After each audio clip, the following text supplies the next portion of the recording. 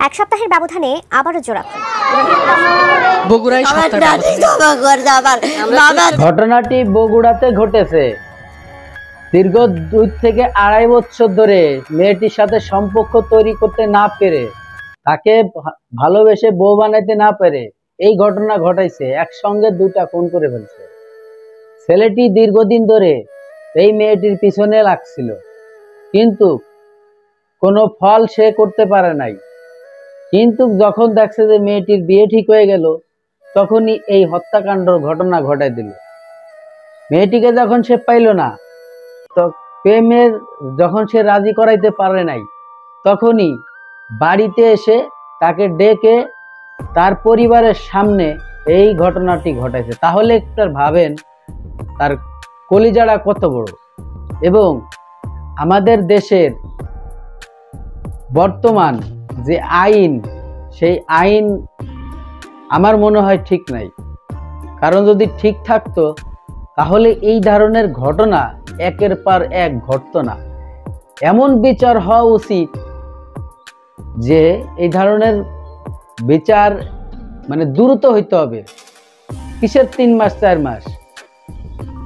আর আমাদের দেশে একটাই সমস্যা আছে, সেটা হচ্ছে যে ঘটনাটি রাজসাক্ষী হয়ে আছে, তারপরে পুলিশের ওখানে তদন্ত করতে হবে। এই যে তদন্তর যে একটা সময়, এই সময়টা যদি পুলিশ না নেয় তাহলে কিন্তু সাথে সাথে তদন্তর কোনো দরকার নাই। কারণ রাজসাক্ষী তো হয়ে রয়েছে, যারা ভুক্তভোগী তাদের চোখের সামনে ঘটনাটি ঘটছে এবং তাদের ভিডিও ফুটেজ আছে। সব কিছু থাকার পরে কিসের ওখানে তদন্ত কমিটি করার দরকার? সেই তদন্ত কমিটি করতে করতে বাংলাদেশের প্রায় 2-3 বছর চলে যায় এমনিতে সেই গঠন করতে করতে। আর এদিকে আসামি যারা, তারা আরামায়েশে আনন্দভাবে জীবনযাপন করে। আর আসামি পক্ষের যারা ভুক্তভোগী, তারা ওই আদালতের কাঠগড়ায় দৌড়াতে দৌড়াতে তাদের জুতা শেষ, অথচ তারা বিচার পায় না। সবশেষে দেখা যায় যে ভুক্তভোগী সে আর নিরীহ মানুষ ফেঁসে যায়। আর যে কাজটা করলো সে দেখা যাচ্ছে দেশের বাইরে চলে যায়, তা না হইলে বাংলাদেশের কোনো এক কোনাকানিতে সে পলায় থাকে, লুকায় থাকে। এরকমের একটি ঘটনা আমার চোখের সামনে আমাদেরই অঞ্চলে আছে। সে এখনো বাংলাদেশে আছে, অথচ সে একজন মার্ডার কেসের আসামি। তা এই যে তদন্ত, পুলিশের যে তদন্ত, এই তদন্ত কমিটি করতে করতে 3-4 বছর চলে যায়, কেস রানিং হইতে হইতে অনেক বছর চলে যায়।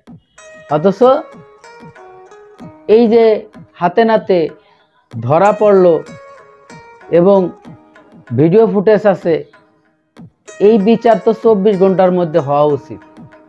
ওকে ধরবে, সৌদি আরবের মতো সাথে সাথে অ্যাকশন, সৌদি আরবের মতো জনসাধারণের সামনে শিরচ্ছেদ করে দিতে হবে। কারণ সে একই অপরাধী না, কয়েকটা ঘটনা নিয়ে এসে অপরাধ করেছে।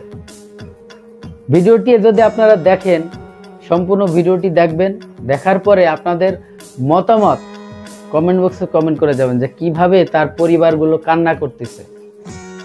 এটা মেনে নেওয়া যায় না। একটা মেয়ের জন্য তার ভাইকে মেরেছে, তার চাচাকে মেরেছে, জোড়া খুন। আর এই ঘটনাটি বগুড়াতে ঘটেছে। সোশ্যাল মিডিয়া তোড়পাড়। ছোট্ট একটা ছেলে আসলো, তার প্রেমের প্রস্তাব সে, মেয়েটি রাজি হলো না, আর এই হত্যাকাণ্ড ঘটনা ঘটাই ফেলল। কোনো প্রতিবাদ নাই। চলুন সেই ভিডিও ক্লিপটা দেখি। ভিডিওতে যাওয়ার আগে ছোট্ট করে একটি রিকোয়েস্ট করবো দর্শক, আপনি যদি আমার এই চ্যানেলে নতুন বন্ধু হয়ে থাকেন, ভালো লাগলে চ্যানেলটিকে সাবস্ক্রাইব করে রাখবেন। আর অলরেডি যারা সাবস্ক্রাইব করে রাখছেন তাদেরকে অসংখ্য অসংখ্য ধন্যবাদ। বগুড়া দুপচাচিয়া এলাকায় শ্বশুর এবং তার পুত্রবধূকে জবাই করে হত্যা করেছিল দুর্বৃত্তরা। এ হত্যাকাণ্ডে জড়িত